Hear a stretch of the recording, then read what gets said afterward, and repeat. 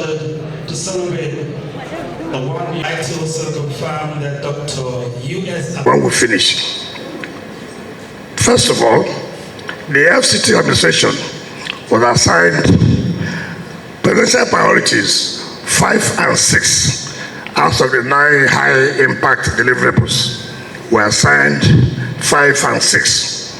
Priority 5 has to do with enhanced infrastructure and transportation as enablers of growth. And in this case, you talk about accelerate the execution of all ongoing projects, fast track the completion of various road and infrastructure projects, lit up Abuja and its satellite towns, reactivate and automate the road master scheme for Federal Capital Territory, construct and maintain satellite towns, roads, water, and other infrastructure. Priority 6 has to do with focus on education, health, and social investment as essential pillars of development. Hereunder, you have sustained high level of environmental sanitation in the Federal Capital Territory, enforce mandatory and free universal basic and senior secondary education, enforce prohibition of street trading, hawking in the Federal Capital City. Now these are the priority 5 and 6 in the 9 high-level impact deliverables. So what have we done? Have we delivered as told? Now let me start.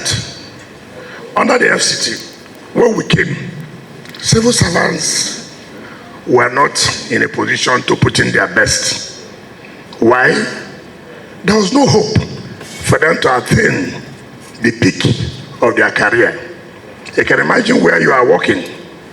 You cannot grow. Every civil servant would want to attain the position of permanent secretary and then probably head of service. But before this administration came, they were stagnated only at director level.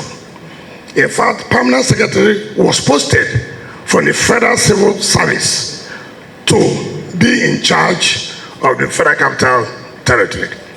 So when we came on board, we looked at the law that National Assembly passed in 2018, which was assented by the previous administration. And so we wrote to the president, and we told Mr. President, the essence of your renewed hope agenda is to give people that hope back.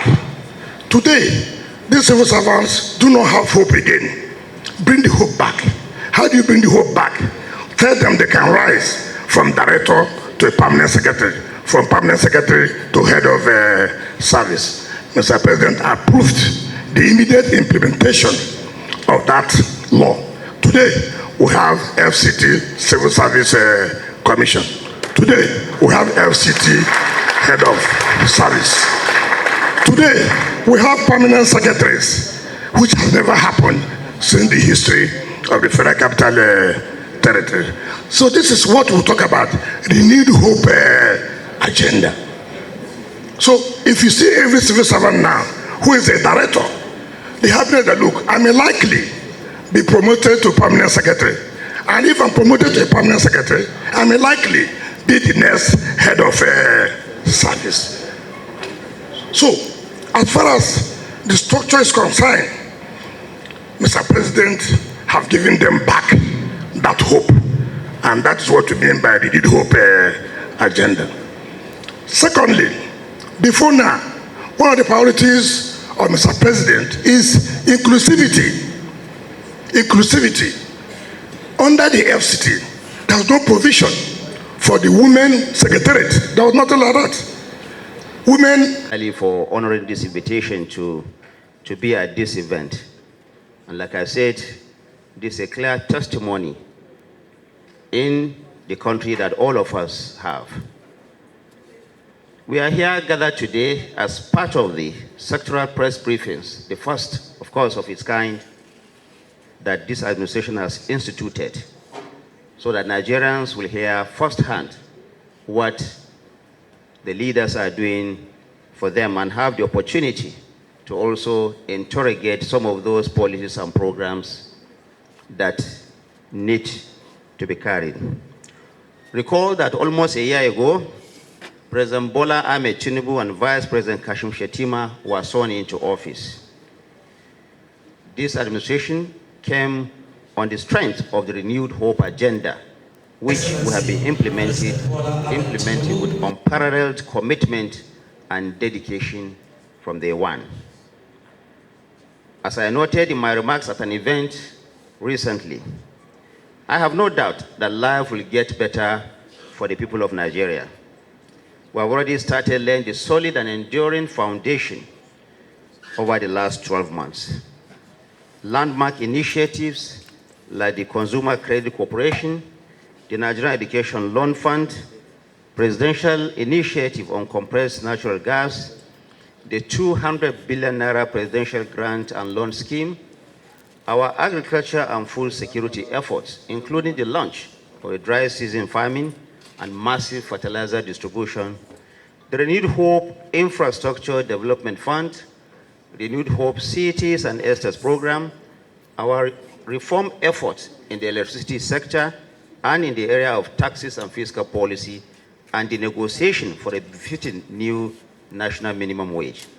All of this and many more are policies and programs that will directly touch and improve the lives and livelihoods of tens of millions of Nigerians. President Bola Tinubu is wholly committed to ensuring that we bring down the cost of living and doing business in Nigeria. We will put more money into the pockets of Nigerians, attract more local and foreign investment, transform the nation's infrastructure, among other things. And we will not pause or relent until we have delivered truly on the renewed hope promise to all Nigerians. The commemoration this month of the first anniversary of the administration, therefore, offers us a unique opportunity to present our scorecard to the Nigerian people, to tell the story of what we have done so far, and to fulfill our pledges and promises. We have here with us, like you have seen, ministers, about 6 of them today. All these ministers will present reports on the journey so far in the last 1 year. Of course, members of Nigerian media will have the opportunity, like I said, to interrogate these policies and programs.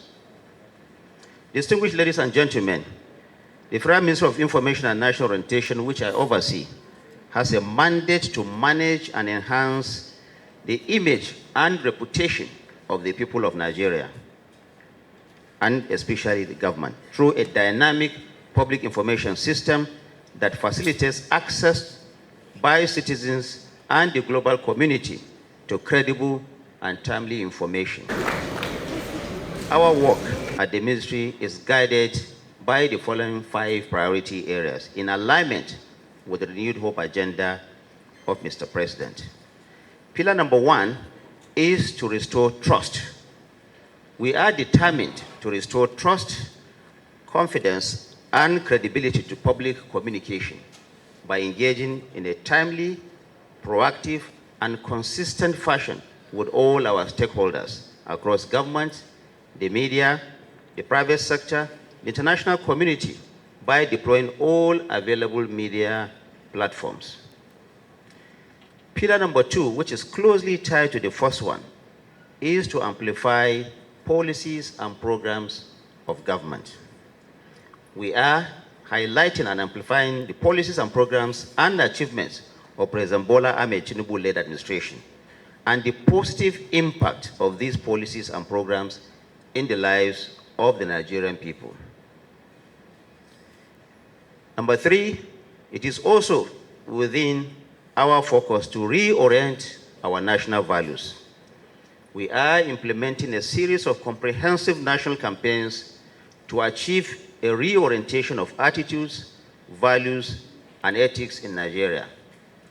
At the heart of this reorientation is Nigeria's new national charter, which will be launched by Mr. President very soon. And number 4 is our attempt to modernize both technology and talent. We are doing this by upgrading the federal government's information and communication system and personnel, ensuring that they are relevant and fit for purpose for the 21st century. And the last one is that we are also creating an enabling environment for the media to thrive. This we are doing by ensuring that all those within the media industry and the information ecosystem, meaning journalists, publishers, proprietors, etc., have the best of the operating environment to do their job. Distinguished ladies and gentlemen, the sectoral press briefing that is taking off today is in line with the ministry's Restore Trust and Amplify Policies agenda. We have made efforts to ensure that this briefing series receive the widest possible coverage through traditional and digital platforms. I would like to again urge you, members of the press, to please report objectively and responsibly through the headlines and the narratives. You will, of course, have the opportunity, like I have said earlier, to examine most of these policies and programs. I thank you for joining us here today and for helping to make this inaugural edition of the sectoral press briefing for this anniversary a resounding success. Thank you very much and God bless. But before I take my leave, we'll use this opportunity. If you look to the left of your screen, we'll use this opportunity